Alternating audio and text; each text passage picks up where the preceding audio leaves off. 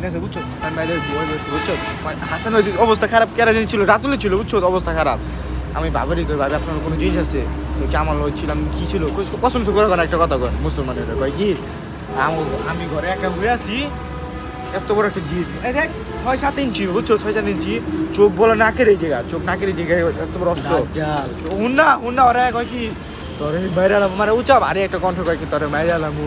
এরা কয়া বলি করছে মাসুম ভাবি তার কথা কয়া না প্রতিবন্ধ দিয়ে গেছে গা পরে মুখ দা মনে মনে দোয়া পাওয়া পড়ছে পরে আর মাফ করে দিয়ে গেছে বুঝছিস নাই আর কত কিছু হয়েছে